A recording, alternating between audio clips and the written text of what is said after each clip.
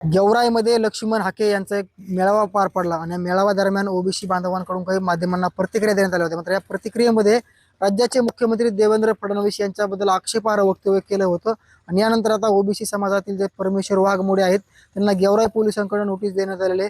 ज्यांना नोटीस दिलेले ते परमेश्वर वाघमोडे माझ्यासोबत आहेत. सर, काय घडलं होतं? तुम्ही देवेंद्र फडणवीस यांच्याबद्दल एक आक्षेपार्ह वक्तव्य केल्यानंतर तुम्हाला पोलिसांनी नोटीस दिली. नोटीसमध्ये नेमकं काय म्हटलं, सगळं प्रकरण काय आहे नेमकी?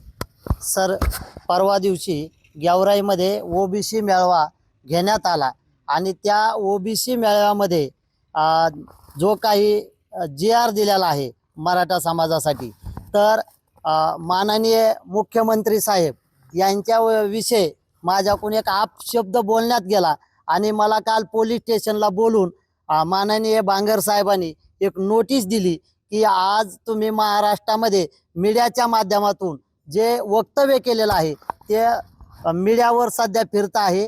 त्याचा मला या नोटीसद्वारे तुम्हाला खुलासा करण्यात येत आहे.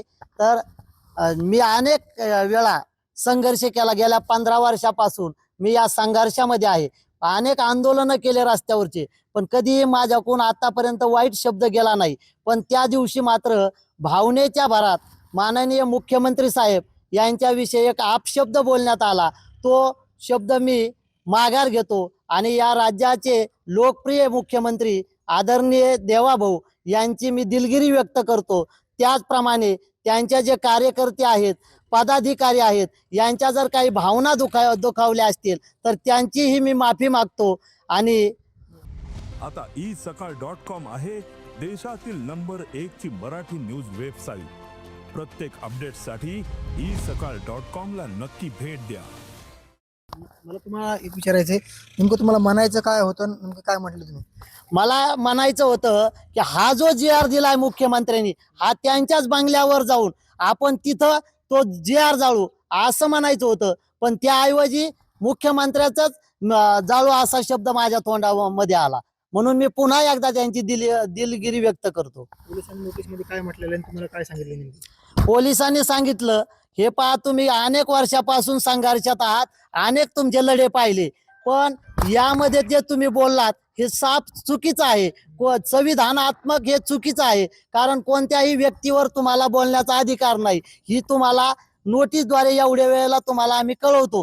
पुन्हा जर अशी काही चूक झाली तर मग मात्र तुमच्यावर गुन्हे दाखल होतील. नक्कीच मराठा समाजाबद्दल सरकारने एक GR काढला आणि तो GR आम्ही मुख्यमंत्र्यांच्या दारात जाऊन जाळू अशी तीव्र प्रतिक्रिया यांना द्यायची होती. मात्र अनावधानाने त्यांच्याकडनं चुकीचा शब्द गेला आणि त्यांनी त्याच वापस घेतलेला आहे. मी दिलगिरी व्यक्त करतो. त्याचबरोबर माझे अनेक संघर्ष आहेत किंवा अनेक मोर्चे असतील, आंदोलन असतील, त्याचा मी सहभाग नोंदवलेला आहे. मात्र आजपर्यंत माझ्याकडून असं कधी घडलेलं नाही. मात्र अनावधानाने माझ्याकडून हे घडलं आहे. मात्र जर कोणाची भावना दुखवली असेल, त्याचबरोबर राज्याचे मुख्यमंत्री देवेंद्र फडणवीस आणि त्यांचे हितचिंतक त्यांची काही भावना दुखवली असेल तर मी दिलगिरी देखील व्यक्त करतो, असं परमेश्वर वाघमोडे यांनी सांगितलेलं आहे. आणि त्यांचा जो काही व्हिडिओ व्हायरल होतोय त्याबद्दल त्यांनी देखील दिलगिरी देखील व्यक्त केलेली आहे. नक्कीच येणाऱ्या काळामध्ये आणखी काय घडतं देखील पाहणं महत्त्वाचं असणार आहे. तुर्तास साम TV साठी योगेश काशीद, बीड.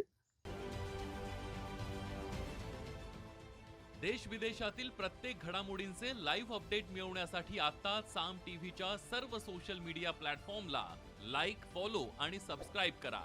तसंच सर्व नोटिफिकेशनसाठी बेल आयकॉन प्रेस करायला विसरू नका.